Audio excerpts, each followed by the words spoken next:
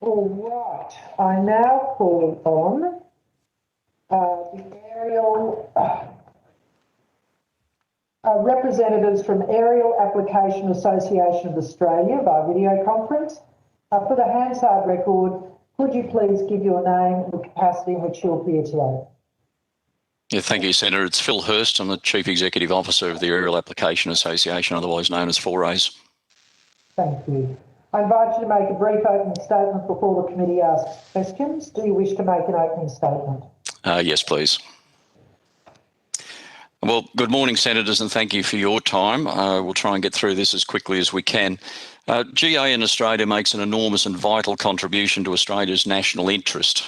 Unfortunately, the primary restriction on the future of general aviation remains the Civil Aviation Safety Authority. Jobs, productivity and the facilitation of all we provide to our end users is being compromised by the culture of CASA, poor leadership and a fixation on introducing increasingly complex regulations not based on risk management or international best practice and with no impact on aviation safety. 4As wants to highlight the incredible courage of aviation companies and individuals coming forward to this inquiry to again highlight, as they have done many times before, in the interests of better government, the ongoing disconnect between CASA, real aviation safety, efficiency and effectiveness. We all have a deep commitment and self-interest in safety, and as you heard from McDermott Aviation, the current sausage factory of complex rules is now a significant safety risk. The gulf between honest industry experience and how CASA is seeking to represent issues is highlighted in CASA's submission to this inquiry, which we think should be filed under fiction. One thing that has not changed over the decades is the lack of coherent management systems within CASA to address long-standing criticisms, including those identified during the Forsyth report. Risk management, quality assurance, continuous improvement, standardisation, cooperation are all novel concepts to CASA, apparently. Action in the short term is both essential and possible. The answer is to address the systemic shortcomings just identified and to split CASA into two divisions. One focusing on fair paying passengers on RP2, regular public transport, and the other focusing on general aviation, including low capacity charter, aerial work operations and private and sport flying. This fundamental change sits within a classification of operations policy that recognises all operations should be safe, but that there are different and better ways of achieving this relevant to the size, complexity and culture of the companies, sectors and operations involved. This administrative restructure must also be accompanied by a new way of doing business for CASA and GA, where cooperation with the GA industry leads to a deeper understanding of the risks involved and drives a simplification of regulations. The framework for this already exists through sector profiles, but these very useful documents based on real safety data and cooperative work with the sector are purposely ignored in the current regulatory drafting process. Finally, culture change is essential at CASA, and that comes from leadership. You can't keep doing more of the same and expect better outcomes. The new CASA leadership team that we're looking forward to working with must move quickly to a more accountable, transparent and efficient organisation that recognises that a healthy GA sector is also good for CASA. Thank you, Senators. Thank you very much for that, Mr Hurst. Senator Patrick, would you like to... Yeah, I'd be happy to start off. Thank you. Can you just give me a bit of an outline of what it is your members do? And sort of certainly, Senator. Yeah, the scope of their operations and so forth. Yeah, we represent approximately 90 businesses, AOC holders, and they conduct all of the aerial application in Australia. So spraying of crops to protect them with chemicals, frost protection, sowing of crops like rice and wheat. We do a lot of firefighting work, so the entire single engine air tanker fleet is constituted by my members. And in addition, we represent a whole bunch of helicopters. So we do, basically we rely on providing a service to end users, whether they be farmers or state emergency service operators. Okay, thank you. Across your membership, have you seen a decline in size and scope over the last decade, or have you sort of fared well? No, we've been stable for many years. I've been in this job 22 years and it's been fairly stable in that time because we rely on both agriculture and bushfire fighting for our business model. If you'd asked me that question 3 years ago in the middle of a drought, we would have probably been given a fairly negative response that no, we've seen a considerable downturn in the industry. But because we work in agriculture, we're used to that. We plan for it. We understand that you'll get certain years in a drought period where you're just not going to have any work.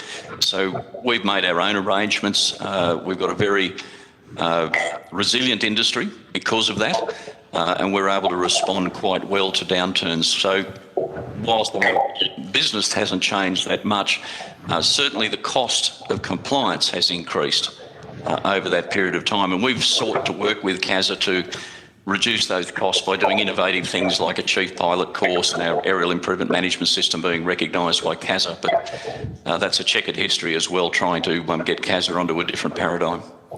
Okay, and so that cost, I just wonder whether or not you could quantify this. Is it a monetary cost or is it a cost in terms of difficulty conducting business? Or I guess there's a bit of both that would be prevalent. Absolutely. One of the big costs we have is in the time of managers, as McDermott Aviation pointed out, the time of management soaked up in having to respond to CASA requirements. Now, whether that's through audit or whether it's through just new rules being brought in, that compliance cost is quite significant and continuing to grow. And your previous witness, Mrs. Brown, talked about the issues involved with Part 138 for aerial operations. That is a suite. I sat on the technical working group. That is a suite that has significant cost impacts which have never been allowed to be considered by the technical working group. And for that matter, even the connection between risk management and regulations have not been allowed to. They've been prescribed in discussions of that technical working group, and I know because I was there. Okay, so just to unpack that, there's a technical working group and you say CASA don't use that group. What's the purpose of the group? That's a good question, Senator. The technical working group has been the subject of many years' worth of work by industry, free of charge. We turn up and don't get paid for it, to give advice to CASA on ways and means that we can actually address real safety risks. But as recently as a few months ago, one of the members of the TWG sought to raise a direct safety issue related to goods safety data. It was actually about private mustering versus commercial mustering. And they were prescribed by the chair of the committee from having any discussion based on that risk data that they brought to the table.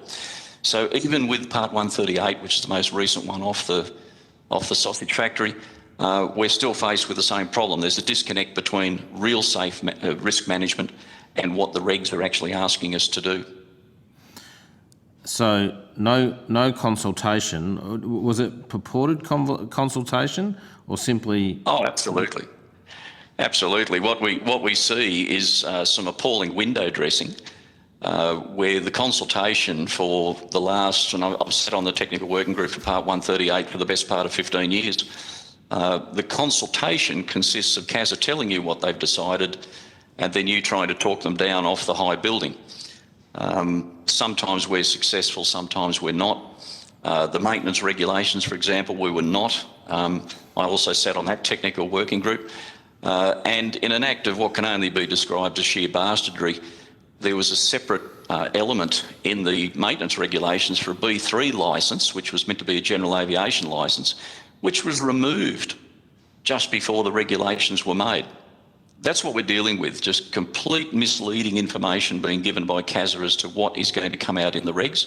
It has improved considerably over the last 4 to 5 years, but it is still not a coherent system where industry and CASA can work very closely together. The best way to do that is to use sector risk profiles as a starting point for discussion of risk management. There's a few sector risk profiles being done in cooperation with industry, but they currently sit as outliers and do not inform the regulatory development process. Okay, are you aware of the changes to Section 9A of the Civil Aviation Act? Yes, Senator, we were involved in supporting those changes. Okay.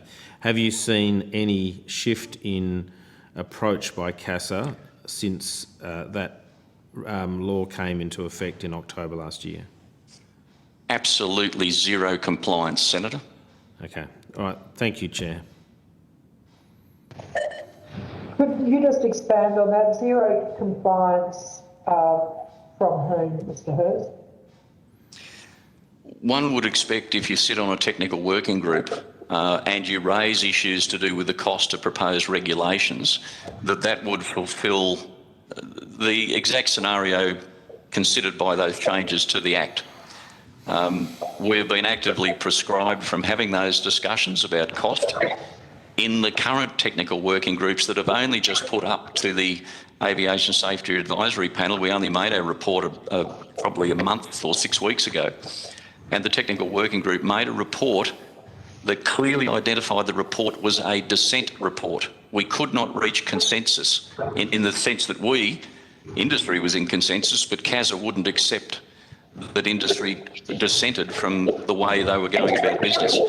So even in the most recent case, the most recent TWG that's made a report to CASA, to the ASAP, that report was basically glossed over and we haven't seen any discussion, sensible discussion at either the technical working group level or in our direct discussions with senior management about the costs of compliance or the cost of these regulations. So that would be in direct contravention to the legislation and the change that was made last year to ensure that costs were considered, wouldn't it? Well, I think as you've heard of previous witnesses, CASA is nothing if not cunning. So the way that they answer your questions in estimates, senators, tells you part of the story, but not the complete story. And I think... They answer our questions, Mr. Hurst. Sorry, Senator, I didn't quite catch that. You're assuming they answer our questions.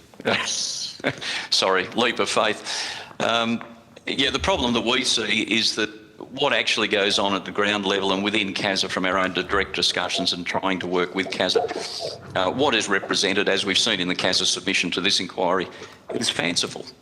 I think it's a bit rich for CASA to try and quote out of context some elements of our submission to this inquiry or the AAA's submission to this inquiry as some sort of evidence that they're doing something right. We really struggle with leading CASA to water and trying to get them to drink from a program base that would actually deliver real safety outcomes. It's not all about regulation, it shouldn't be. But the regulations are so prescriptive, as you've heard time and time again. We cannot get CASA at the TWG level to focus on doing outcome-based regulations, which was a recommendation of the Forsyth report. It's inherent in the spirit of the changes to the Act that you've described. Chair, can I